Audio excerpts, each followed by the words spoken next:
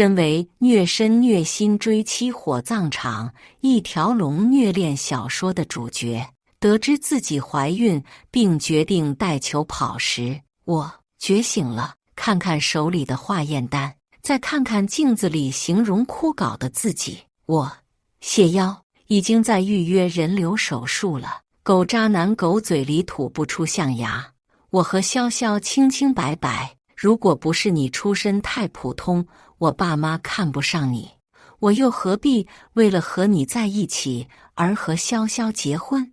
你到底还有什么不满意的？绿茶三甲母甲氏，晶晶姐，我和杨哥真的没什么。如果你不放心，就搬来跟我们一起住，我一定会替杨哥好好照顾你的。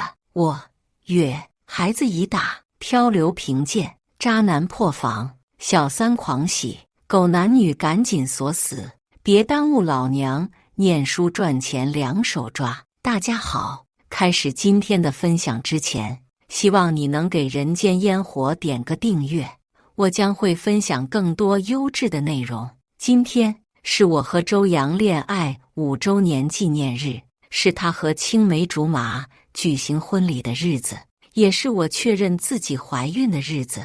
坐在医院走廊的长凳上，我怔怔望住手里的化验单。老天，究竟为什么要这样对我？手机屏幕上还播放着有人发到同学群的那场周洋和薛潇潇极尽奢华、浪漫、盛大的婚礼。可笑的是，这场婚礼所有为人称道的巧思，全部都来自于我。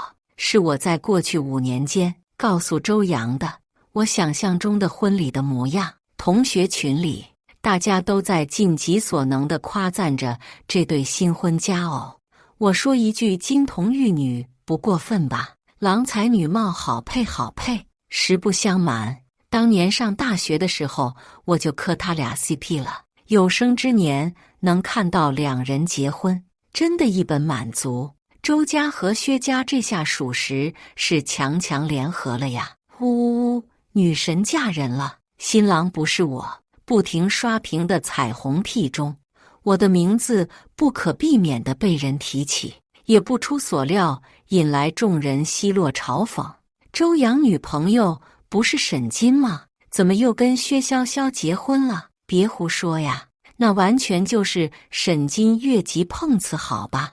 当年要不是他一天到晚自编自导自演和周洋是一对，人周洋和薛潇潇至于耽误这么多年吗？呵呵，我听过最好笑的笑话，就是周洋是沈金男朋友，照我看，他也别叫沈金了，直接叫神金吧，纯一神经病啊！按灭手机，我抬手轻轻抚上小腹，放心宝宝，就算只有一个人，妈妈也会好好把你养大的。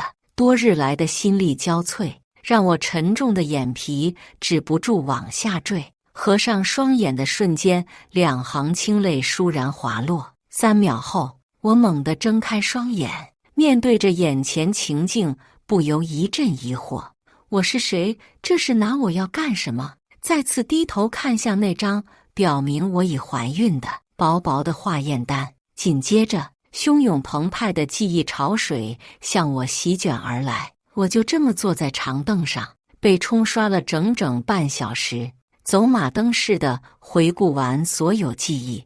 我长长吐出一口气，情不知所起，一往而深的浓稠爱意悄然消失，只剩满心麻木。什么他逃他追，他插翅难飞，什么带球跑火葬场，翻山越岭为了爱，什么爱人结婚了，新娘不是我，这也太炸裂了。要不还是让我继续做那个被剧情支配的纸片人吧。浑浑噩噩走进卫生间，跟镜子里那个面瘦肌黄、形销骨立，好似一阵风就能吹倒的女人四目相对。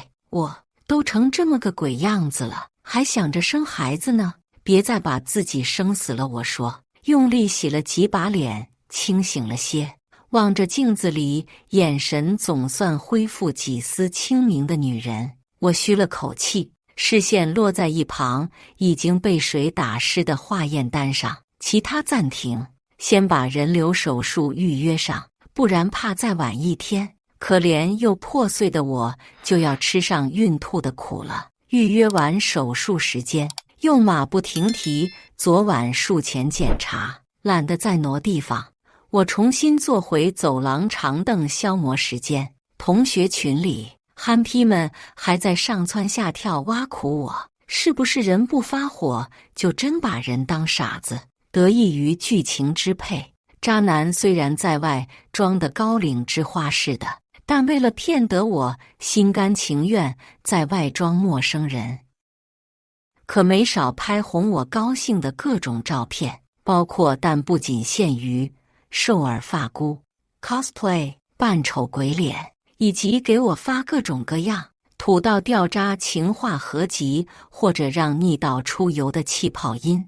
我手里和周洋恋爱的证据简直不要太多，虽然大家都是被剧情支配的纸片人，但凭什么我就要被虐身虐心一条龙？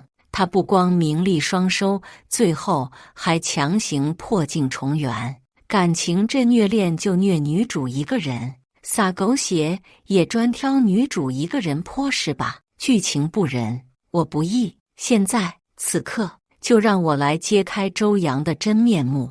我说我自编自导自演的。首先，你们虽然长了脑子，但应该是摆设。其次，你们爱做舔狗就做，但别以为全世界都是舔狗。一句话发出，立刻引来无数同学整齐划一的抨击和挖苦。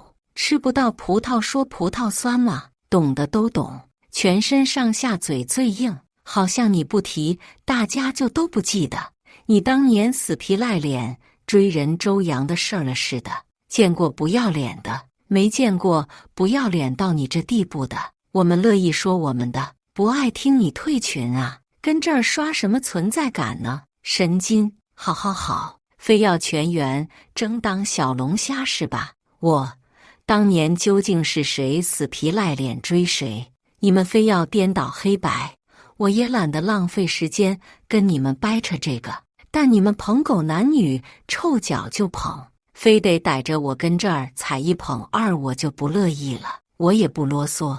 发完这句话之后，就把我精挑细选好的周洋各类帅照一次性3个9连发刷了屏。紧随其后的就是我已经录好的他这些年来发给我的各种令人作呕的气泡音情话。我预祝大家欣赏愉快，未免被诸位影响到智商和道德。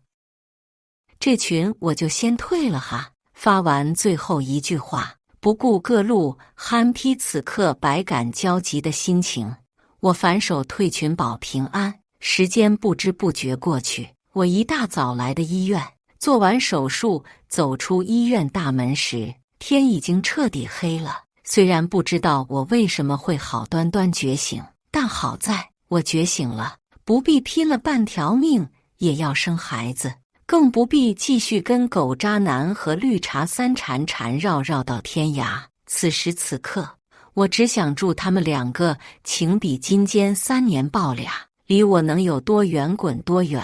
可当我走出医院大门，看到阴沉着脸杵豪车边，身旁还有绿茶3作陪的狗渣男时，我就知道这三角恋没那么容易完结。沈金！周洋大喝一声，在路人写满神经病的眼神中，大步流星走到我面前，手一伸就死死攥住了我的胳膊。懂，狗血虐恋男主必备技能：咆哮、发癫、暴力狂。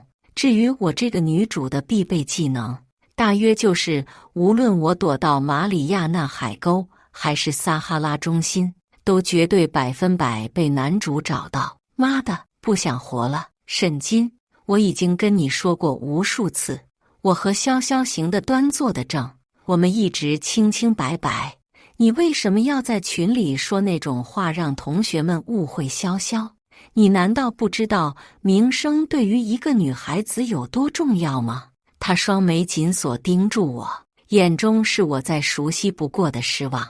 我试图挣开他铁钳似的手，不出意外失败了。如果不是你出身太普通，我爸妈看不上你，我又何必为了和你在一起而和潇潇结婚？你到底还有什么不满意的？更别说今天虽然是我和潇潇的婚礼，但完全都是按照你设想中的婚礼设计的。说到底，还不是为了让你高兴吗？你究竟还在闹什么？对于周扬这番话，我不理解，并大为震惊。晶晶，周扬两手紧紧握住我肩膀，歇斯底里。你知道的，无论过去、现在还是未来，我真正爱的人一直都只有你一个。你为什么就是不肯相信我呢？5年，整整5年，你就连这点最基本的信任都不愿意给我吗？那我对于你来说到底怎么算？这一幕落在不明就里的人眼中，指不定要认为我是个玩弄纯爱男孩的渣女。那我少不得要讲一下前情提要了。周扬，你口口声声说我损害了薛潇潇的名声，那你有没有看到那些人是怎么说我的？周扬愣了下，显然他并没有看到，甚至我那2句话都有可能是薛潇潇为了挑拨我俩关系专门翻出来给他看的，可他却问都不问一句，一见面就直接给我定了罪。不着痕迹扫了眼不远处摆了张委屈脸的薛潇潇，我不动声色地飞快勾了下嘴角。装委屈吗？好像谁不会似的。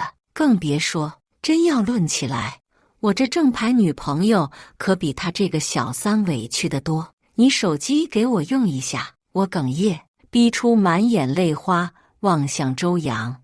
他立刻像被烫到一般，猛地松开了紧抓着我的手，又手忙脚乱把手机交给了我。面部解锁后，我打开微信，点进同学群，输入关键字，没怎么费力就找到了那些针对我的恶语相向。不止今天，群里那些憨批只要聊起周扬和薛潇潇，就总免不了要阴阳我一通，而后将手机还回到他面前。时间很充裕，不如找个地方坐着慢慢看，毕竟刚做完手术，我身体难免不舒服。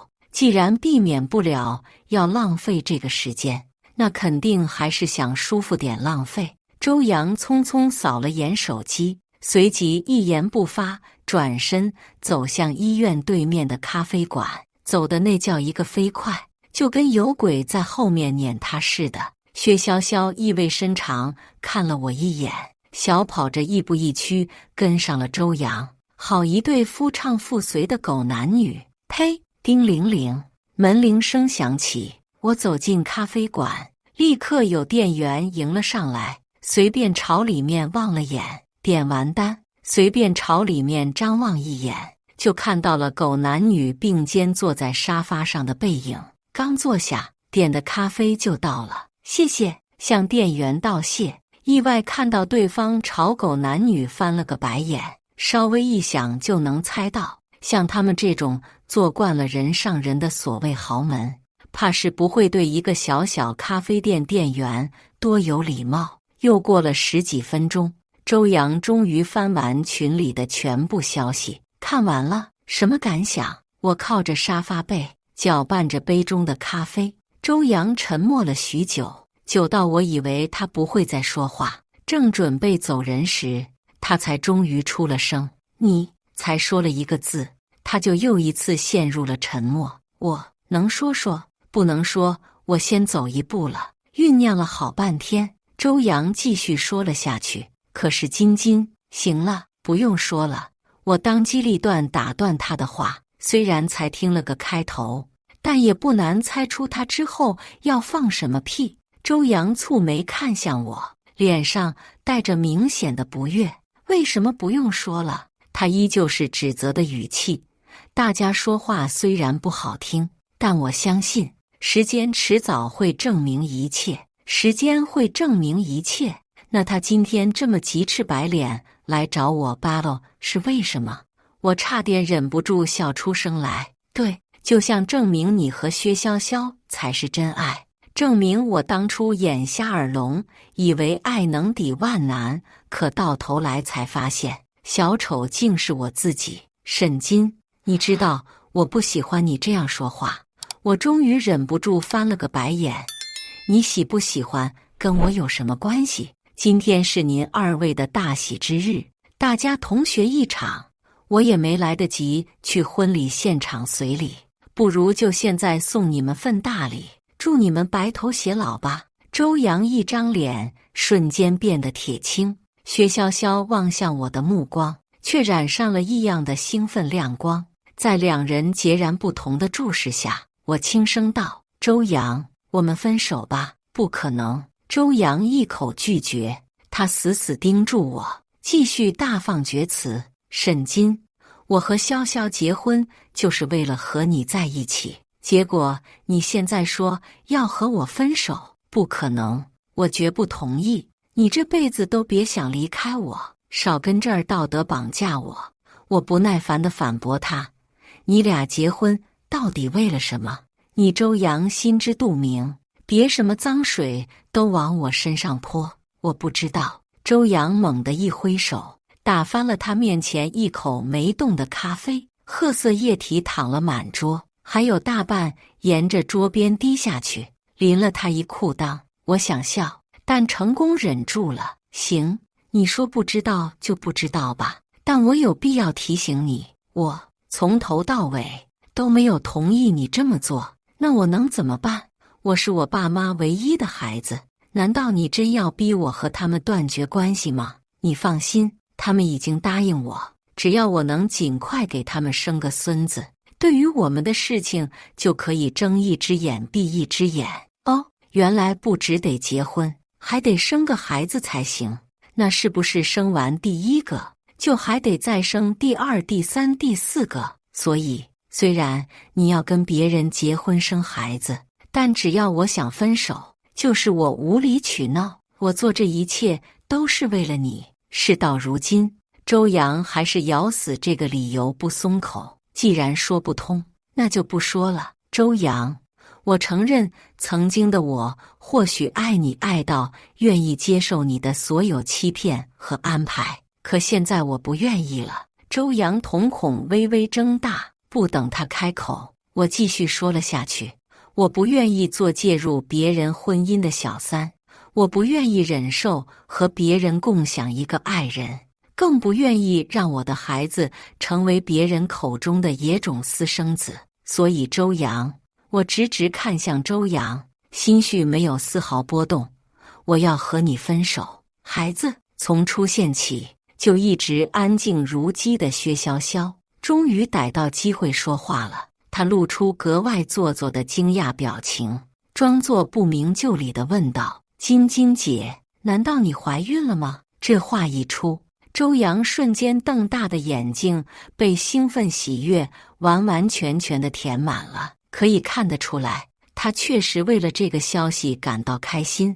我转而看向薛潇潇，非要上赶着犯贱是吧？于是我拿出还没扔的化验单，递到了周扬面前。看清化验单的瞬间，周扬更加兴奋，薛潇潇的表情却没那么好看了。他估计也没想到自己的嘴可以这么灵光。金金，周扬激动地站起来，想来我这边却又被左挪右腾，半天都没能让开路的薛潇潇拦在了原地。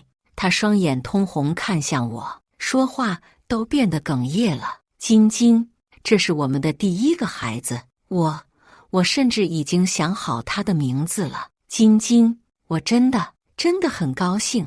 我不咸不淡道，如果我没记错，像这种非婚生孩子，一般来说都会被叫做私生子，对吧？兴奋到手舞足蹈的周扬，整个人瞬间僵住了。他嘴巴开开合合好一会儿，才干巴巴说出句话：你别这么说，要是被宝宝听到的话，他会伤心的。对呀，金金姐。薛潇潇皮笑肉不笑看住我，满眼算计道：金金姐，我和杨哥真的没什么，现在你既然怀孕了，不如就搬来和我们一起住。你放心，我一定会替杨哥好好照顾你的。瞧人家这话说的，主次那叫一个分明，活脱脱一个宽宏大量、贤良淑德、乐善好施的正房姿态。薛潇潇话刚说完，我直接一个月，哪怕假笑僵在嘴角，薛潇潇依旧倔强维持人设。晶晶姐，哪怕你不喜欢我，也不用这样对我，我也只是为了你和肚子里的孩子好啊。瞧这委屈劲儿，不知道的还以为他才是被三的那个可怜虫。但不得不说，薛潇潇属实是把周阳拿捏了，他才红了点眼角。周阳立马又急了，晶晶，潇潇这么说也是好心，就算你不愿意，也没必要这么侮辱人。侮辱人，我气笑了。他俩有一个算一个，哪个是人？是，他好心，所以跟你结婚，跟你生孩子，还施舍似的让我去跟你们这对新婚小两口一起住，让我有幸亲眼见证你们的如胶似漆，打情骂俏，卿卿我，你就当我狗咬吕洞宾吧。但这福气我真要不起。我说了，别当着孩子的面说这些话，你这样会把孩子教坏的。孩子你个流星锤，别说我现在肚子里没孩子，哪怕我真失了智，非要留下这个孩子，知道自己亲爹是个什么纯种渣男后，这孩子也只会想锤通你脑壳。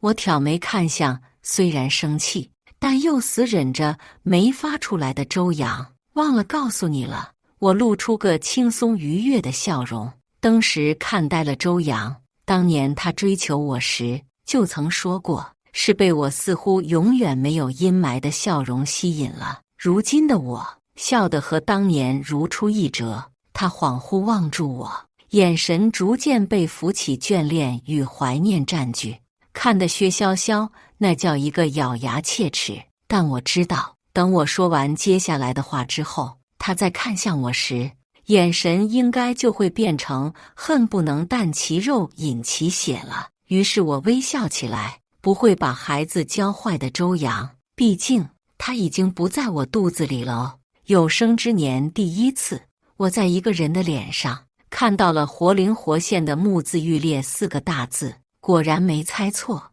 我说完那句话之后，周阳呆滞几秒后，立刻发了狂。你怎么敢？你怎么忍心？那是我们的孩子，是我们的第一个孩子，你怎么能不要他？那是我的孩子。沈金，你就真的这么恨我，不惜杀了我们的孩子来报复我？我面无表情看着他，心底非但没有一丝波动，甚至有些想笑。为什么不能？我不闪不避与他对视，反问他：周阳，如果我按照你所说的生下了他，那我将来要怎么和他解释？为什么我没有和他爸爸结婚？为什么别人会说他是私生子？为什么他爸爸嘴上说最爱他，可却永远要花更多时间去陪伴别的孩子？周阳，你说我该怎么解释这些问题？周阳张着嘴，却哑口无言。显然，他同样无法对这些问题给出合理的解释。与其因为一己之私生下他，让他生来就要遭受来自不知多少人的恶意和伤害，倒不如从一开始就别让他来。你，周阳双眼猩红看住我，好似今天才第一次认识了我。沈金，你真是狠心到让我刮目相看。他嗓音嘶哑，说出这句如果觉醒前还能让我心碎，如今却只不痛不痒的一句话，但挨了骂不回嘴就说不过去了。啊，对，你二位的恬不知耻、道德沦丧、人性扭曲，也让我叹为观止。不只要骂，还要超级加倍。薛潇潇蠢蠢欲动，试图加入战场，但我始终一个眼神没给他。从我当年和周阳开始恋爱，他就好像复古之躯似的，一直如影随形在我俩周围。吃饭他要来，看电影他要来，踏青他要来，开房都恨不能住我俩隔壁。难得周阳浪漫一下，约我去看流星雨，他也唧唧歪歪缠着要去。如果他对周洋真没什么，我也就随他去了。可就连我们宿舍楼底下那只流浪猫都看得出来，薛潇潇对周洋居心不良。但周洋不仅自己是个睁眼瞎，还要求我得把脑子扔掉。恋爱5年，我都快记不清我和周洋因为他吵了多少次。他说他和薛潇潇从小一起长大，两家父母虽然一直致力于把他们凑成一对，但这么多年来他始终把薛潇潇当作自己的亲妹妹看待。我们就是朋友，他把我当姐妹，我把他当兄弟。谈恋爱那怎么可能啊？无论问过多少次，他总会用这句话来敷衍我，还会抢先一步站在道德制高点，指责我疑心病小心眼，却始终看不到薛潇潇对我的排斥和敌意，看不到每次3个人出门，他的副驾驶永远都是薛潇潇，他拎着的包永远都是薛潇潇的。他们甚至会共用一根吸管，会当着我的面搂搂抱抱，会肆无忌惮地说那些只有他们彼此才知道的小秘密。我像个旁观者，一个字都插不进去。现在他却还有脸说我狠心。周洋，这手我肯定要分，如果你一直不同意，那大不了撕破脸。周家和薛家不是自诩上流社会吗？就算你丢得起这个脸，你爸妈呢？岳父岳母呢？信我，真要硬碰硬，我必扒你们一层皮。聊完狠话，一口干掉还剩半杯的咖啡。我微笑与狗男女道别，在咖啡店店员怜爱了的目光中，哼着小曲儿推门离开。不必怜爱，我好得很。夜深了，灯火通明的街道上却依旧车水马龙，头脑重获新生。我一路脚步轻快往家走去。源于虐恋女主的设定，我无父无母不说，还自小辗转各路亲戚家中寄居，受尽了各种白眼。而周洋的爸妈从第一次见到我开始，就一直用攀龙附凤、狐狸精、心机拜金之类的词形容我。期间有一次，周母趁着周洋去国外出差找到我，张嘴就是俗到不能更俗的，给你5000万，离开我儿子。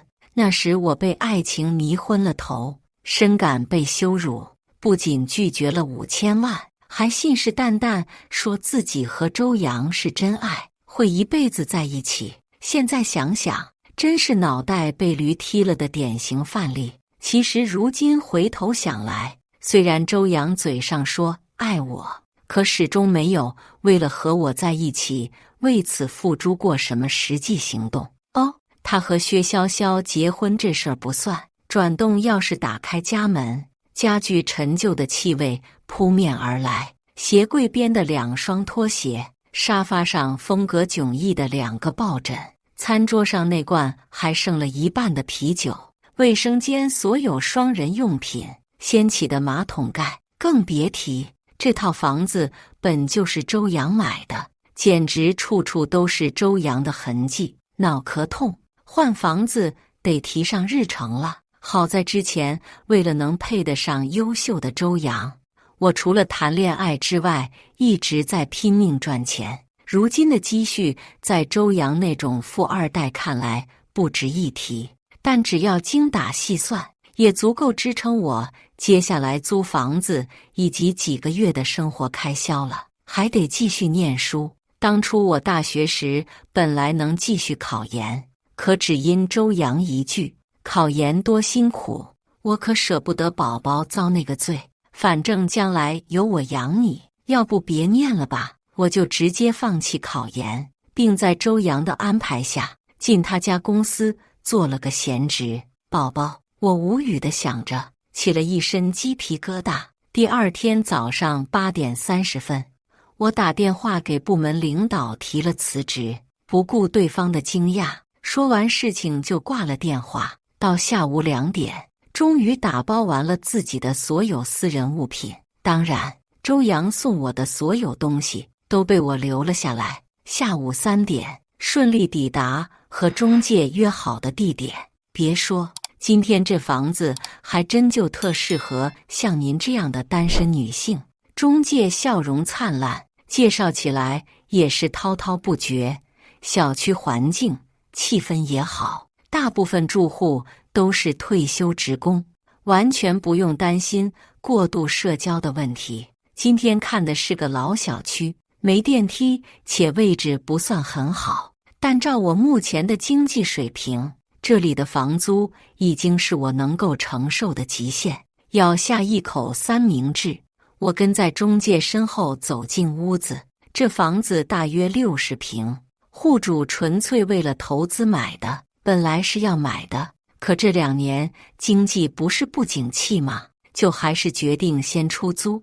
屋主本人也很好说话，不像有些房东那样这不行那不许的。中介回头看我一眼，笑笑，现在年轻人不都喜欢改造老房子吗？屋主说了，反正这房子他不住，只要不破坏基本结构，您都随意。我也冲中介笑笑，这房子虽然小，但也是正经南北通透，房子布局也好，算得上同价位房租里面最好的一批。而且别看小区位置偏，交通什么的都还算便利，外卖呀、超市啊、菜市场啊之类的也都齐全。其实不用我怎么说，单看住这小区的都是老年人，您就能看出来这小区实打实的不错了。房子、水电、天然气也都齐全。为了方便入住，屋主每个月还会请人来打扫一下，完全可以直接拎包入住。来之前我就看过了，菜市场和超市虽然都有，但都在3公里以外。至于交通，满打满算也就1趟公交，还得走1公里多，连地铁都没有。都不说市中心打车到市里起码30块钱起步，难怪房租便宜。屋主也好说话，这房子要能卖得出去才真是见鬼了。但这里的确是我目前能找的，除了通勤外最舒服且价格便宜的房子了。没多犹豫，我原地就和中介签好租房合同。谁叫我现在真的很需要一个能直接拎包入住的房子。晚上8点，我拖着疲惫的身体躺在了出租房卧室那张铺着格外有年代感床单的大床上，窗外是节奏感十足的音乐，是小区内部的广场舞。心累得捏捏眉心。早在中介说住在这里的大多是老年人时，我该想到的。不过来都来了，正想冲个澡叫外卖，床头柜上手机忽然响了，屏幕上是周洋2个大字。么的，忙了一天，忘了把这狗渣男的电话拉黑了。无人接听的电话响了一会儿后自动挂断，可很快周洋又打来了第2个电话。看着泛着亮光的手机，我恨不能直接抓起来从窗户丢出去，可是不行，高空抛物违法。在周洋持之以恒打来第5个电话的时候，我还是接了。沈金，你人呢？怎么不在家？周洋的咆哮立刻响起。我坐起来翻了个白眼，不在家，我能去哪儿？你可别给我造谣。在家？周洋气笑了。我现在也在家，怎么没看到？哦，我狐疑道，不能吧，我没看见你啊，你在哪儿呢？沈金，我的忍耐是有限的。周洋的咆哮更大声了，对面隐约还能听到薛潇潇的声音。杨哥，你别生气，金金姐肯定只是还没消气，等她想明白了就会回来了，你先冷静一点呀。表面劝，实际却在拱火，不愧是你呀，烹茶大师。周洋继续咆哮，生气？我们2个做的哪件事不是为了他？他有什么脸生气？说实在的，我耳朵有些疼了。沈金，限你半小时内回来，不然什么？我淡淡打断周洋的话。周洋，我已经跟你分手了，以及那个房子也从来不是我的家，懒得再听他逼逼。说完该说的，我就直接挂断电话，并给狗渣男来了个拉黑删除一条龙。拜拜了您嘞！可惜理想是丰满的，现实是骨感的。这头我正忙得脚不沾地找工作，那头周阳又阴魂不散地找了过来。看着家门口一脸沧桑背靠着墙的周阳，我都忍不住想给剧情竖大拇指了。不愧是男主，这100%找到女主的技能，简直出神入化。金金看到我的瞬间，周阳立刻红了眼，像是要哭，但更像在愤怒。为什么一声不吭搬走？你难道真的要和我分手吗？他低吼着，语调也格外压抑。但是我们现在身处走廊，扰民是一方面，更重要的是谁知道什么时候就会有邻居路过，真被别人看到的话，我怕就要立刻原地社死。于是我一言不发，走到家门口，开锁进门，刚要关上房门，周阳一把掰住房门，强硬地挤了进来。你怎么知道我在这？你跟踪我？避无可避。我靠在窗边，蹙眉看住他，心底有怒气不断上涌。虽然早知道周阳什么德性，但之前我都只是被剧情支配的提线木偶，对他这种已经堪称侵犯隐私、限制人身自由的行为，不仅不愤怒厌恶，反而还全部归结于他太爱我。可现在的我已经觉醒，当然不能容忍他做这样的事。金金，周阳对我的质问置若罔闻，依旧自顾自指责我。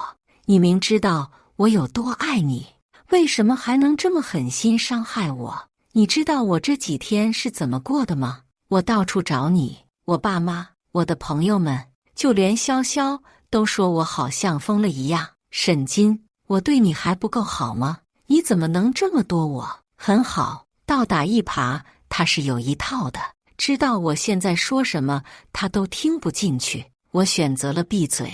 金金，我爱你，这个世界上我只爱你，可你不能因为我的爱就没完没了的胡闹。你知道我为了爱你付出了多少吗？谢邀，不知道，也不想知道。周阳一双赤红的眼睛把我死死盯住，一步一步朝我走来。结婚证就真那么重要吗？比我这个人还重要？潇潇都愿意为了我们的爱情做出这么大的牺牲，你怎么就不能为我、为潇潇考虑哪怕一点呢？还有我爸妈，我承认他们有些事情、有些话确实有点过分，可像你这种没有父母的人，或许永远无法理解爸妈就是这样，哪怕他们做错了一些事，可出发点永远一定是为了我好。难道你要我因为你一个人就和我爸妈断绝关系吗？沈金，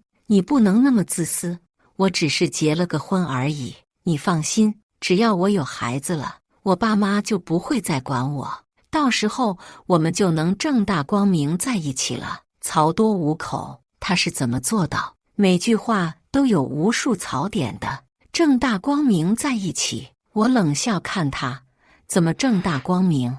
用你姘头的身份？周阳脸色倏地一沉，咬牙道：你为什么非要把话说得这么难听？姘头难听，那小三、情妇，你喜欢哪个？选一下吧。我暴毙站在窗边，面无表情看住他，嘴上的好听，实际上却想让我无怨无悔给他当小三，盘珠子都快崩我脸上了。沈金，周阳气得呼哧带喘，你就非得这么逼我吗？老天奶，民女冤枉啊！我可没有逼他，我只是想彻底跟他划清界限而已。正想着该怎么把人赶走呢，站在离我2米之遥的周阳却忽然动了，他一个跨步来到我面前，不由分说把我拉进他怀里。男女力气差距之大，我这下算是彻底明白了，纵使我费尽9牛2虎之力，也还是没能挣开他环在我身上的胳膊。晶晶，别闹脾气了，跟我回去吧，好不好？你放心，就算跟潇潇结了婚，我也不会跟他住在一起，我们就还住在我们自己的房子里。孩子打了不要紧，我们还能再生第二个、第三个。晶晶，我真的爱你，别离开我。周阳，你个憨批，赶紧给我撒开！我气得破口大骂，少他妈在这儿发癫装可怜。你爱跟谁结婚跟谁结，老娘没兴趣给你这傻逼当小三。周阳，你他妈松开我！妈的，我要被他勒到窒息了。抱了10几秒，这厮又开始企图来亲我，我左闪右避的躲他那张臭嘴，刺啦一声，我单薄的衬衣被他撕开了。周阳动作愈发过分，我吓到几乎僵直。他这是要干嘛？霸王硬上弓！周阳再次大喊时，声音中带了哭腔。正在发癫的周阳总算稍稍恢复了些冷静。我大口喘着气，脸色惨白看住他。周阳，我难受，想吐。医生说我做完手术得休养至少半个月。你别这样，或许是被我的模样吓到了。周阳立刻像烫到似的松开了手。我抓起手机冲进卫生间，锁上门，一气呵成，意识到自己被耍了的周阳怒不可遏地用力砸着卫生间的门。沈金，你给我出来！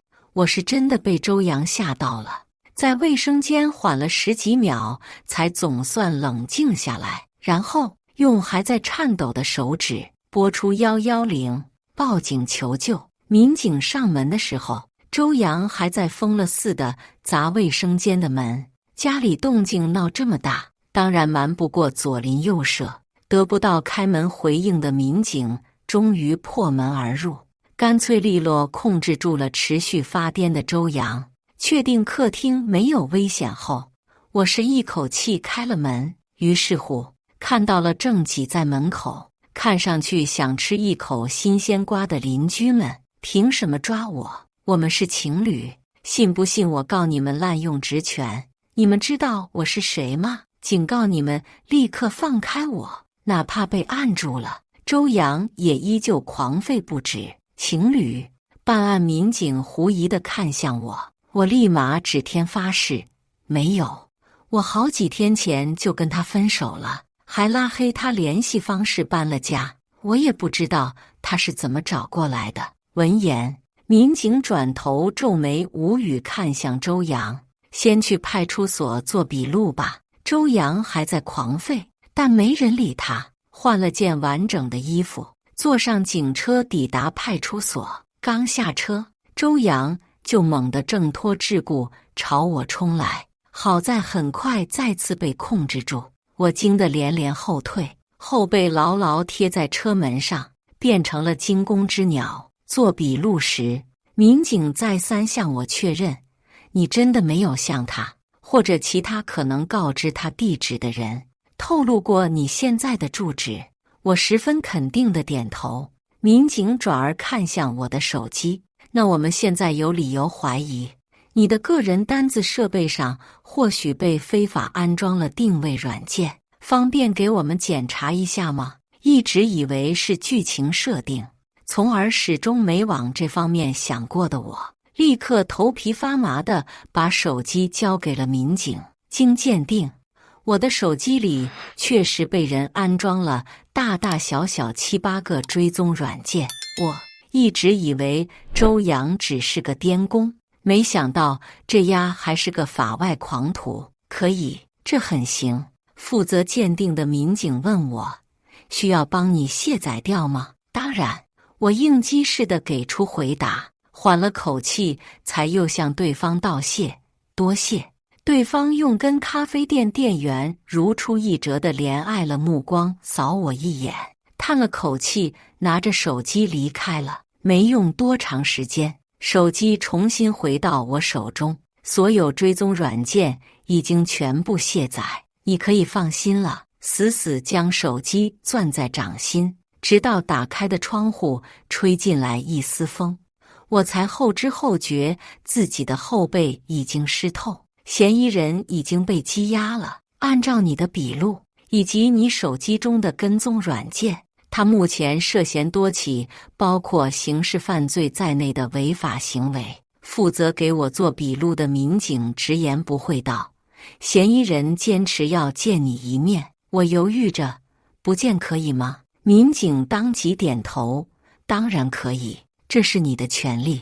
闻言，民警又道：如果你之后要起诉他的话，最好现在立刻去医院做一下伤情鉴定。另外，你之前那件衬衫上的指纹最好也保留下来，这些都可以作为物证交给法官。好，我惊魂未定地应下，谢谢提醒。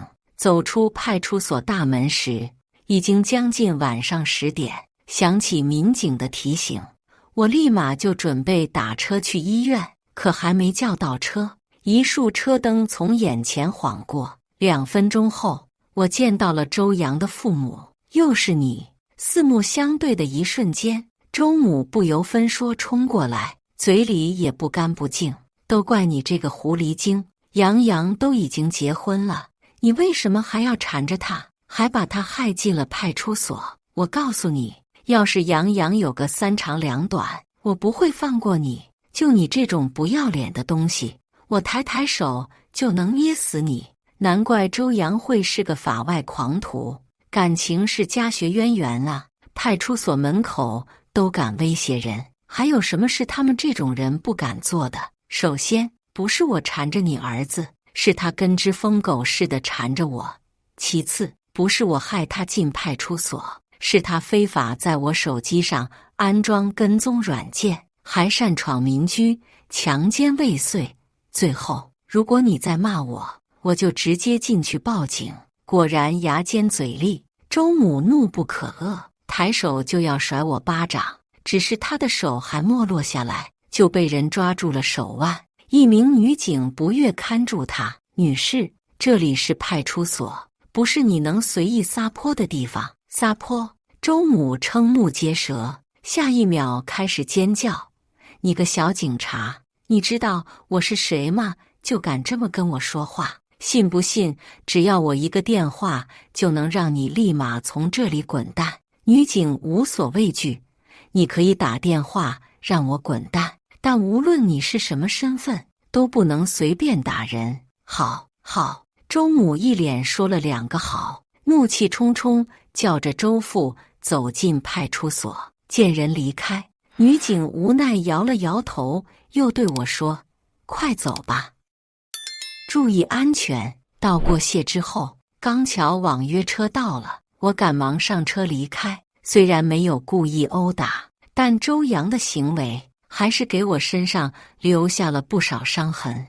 拿着伤情鉴定走出医院大门，我长长吐出口气。本来想好聚好散，既然他非不做人，那我也就不用顾忌了。尤其是在我搬进出租屋第1天，就给客厅安装了360度无死角监控的摄像头的情况下，多重 buff 叠加，必须得把周阳这颠公送去吃牢饭。转天，我带着残留着他指纹的衬衣、我的伤情鉴定以及昨晚摄像头拍下的视频前往派出所，决定以受害者的身份向周阳提起诉讼。至于律师，你说巧不巧，我的房东刚好就是个律师，不仅金牌，还是律所合伙人。昨晚事情闹得太大，房东今早就给我打了电话来，得知事情来龙去脉后，直接提出要做我的代理律师。放话，狗渣男必死！看到我带来的物证，昨晚帮过我的女警欣慰道：你准备的证据很充分，一定能赢。幸运的是，去抓捕周阳的民警佩戴了记录仪，里面清楚明了地记录下来周阳发疯要挟人的画面。而不幸的是，我再次在派出所见到了周阳父母，以及一副黛玉葬花憔悴模样的薛潇潇。比起动辄撒泼的周母，周父看上去冷静得多，但那双跟周扬如出一辙，却又比他更加晦暗的眼睛，看向我时，始终带着浓浓的、高高在上的不屑一顾。懂有钱人吗？看不上我这种小老百姓也正常。我当着这3个人的面，堂堂正正翻了个白眼。这次没轮到周母开锣唱戏，薛潇潇就上台了。晶晶姐，她梨花带雨看住我，表情既难过又自责。我知道你是因为生气我和杨哥结婚才会这样做。晶晶姐，杨哥他真的很爱你，你不能这样对他呀。你放心，我很快就会和杨哥离婚的，你就别生他气，别起诉他了好不好？就无语。薛潇潇，我起诉他不是因为他和你结婚，是因为他犯罪了。你明白犯罪的意思吗？就是就算你俩离了婚，凭他干过的那些破事儿也得进局子。薛潇潇不可置信看住我，仿佛我是多不可理喻的人似的。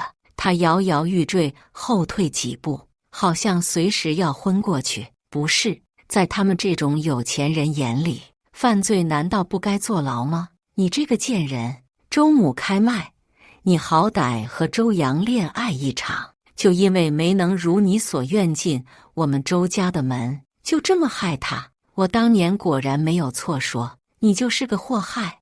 我张了张嘴想跟他对线，但又转念一想，算了，跟傻逼没什么好说的。回去等法院传票吧，估计就这几天了。我转身正要走，周父开口了：年轻人，还是不要把事情做得太绝，否则总有你会后悔的一天。我回头看向他，可能是久居高位的缘故，这丫看人眼神里时常带着毫不遮掩的鄙夷和轻慢，不是一家人不进一家门。果然一屋子颠公颠婆。我微微一笑，对他说：以后后悔了以后再说，现在爽了就好。希望周母真有他自己说的那么厉害，不然我这官司怕是会赢得轻而易举呢。3天后，法院开庭，在派出所住了几天的周扬蓬头垢面，双眼无神，人也瘦了一大圈，整个人行尸走肉似的坐上了被告席，不太好形容。反正和之前周母口中的青年才俊毫不搭边了。法庭上，作为我律师的房东条理清晰，口若悬河，用一条条证据将对面试图将周扬打造一个纯情无辜大男孩人设的被告律师驳斥得哑口无言。陪审席上，周扬父母的眉心始终紧皱着，没有松开过。同样陪同前来的薛潇潇，看上去也好像没之前那么喜欢周扬了，反倒脸色铁青。也对，之前还是人人称道的金童玉女神仙眷侣，结果领证还没1个月，用尽心机手段得到的合法老公，就成了个马上要吃牢饭的犯罪分子。各项铁证面前，被告律师没能坚持多久，短短2个小时庭审就有了结果。最终，周扬在擅闯民居、强奸未遂、非法跟踪、人身伤害等多项犯罪行为的数罪并罚之下，被当庭判处有期徒刑15年。薛潇潇晕倒，周母尖叫：不可以！我儿子可是我们周家的继承人，他怎么能进监狱？不可以！他不仅尖叫，还想冲进审判庭对法官动手，最后被法警轻松制服，并被当庭以藐视法庭的罪名判了个15日拘留。儿子进监狱，老婆进拘留所，周父那张高高在上的脸终于还是没绷住，彻底裂开了。不难想象，今天之后周家那个上市公司的股票得跳水成什么样。惨还是股民惨啊！走出法院，涂着深红口红的房东冲我挑了下眉：怎么样，姐没蒙你吧？就他们请的那律师，我一个打10个都不带喘气儿的。其实周家找来的律师也算是名声在外的厉害人物。我立刻竖起大拇指，并给予赞美。不愧是金牌律师，还是金牌律所的合伙人，真的好厉害。就是代理费略贵，好在他准我分期付款。跟你说个小道消息，周家之前狂得没边儿，上面已经有人盯上他们了。估计过几天你就能从法制新闻上再看见那对夫妻了。房东低声告诉我。我惊讶地瞪圆了眼，对方笑笑，放心考你的研，找你的工作吧，这家人以后骚扰不了你了。深吸一口气，我听到咔嗒一声，那声音似乎是之前剧情套在我身上的枷锁，终于彻底剥落了一般。我畅快高呼：念书、赚钱、冲呀！以上就是今天分享的故事。大家有什么想说的、想吐槽的，欢迎在下方评论交流。也更希望能给人间烟火点个订阅，我将会分享更多优质的故事内容。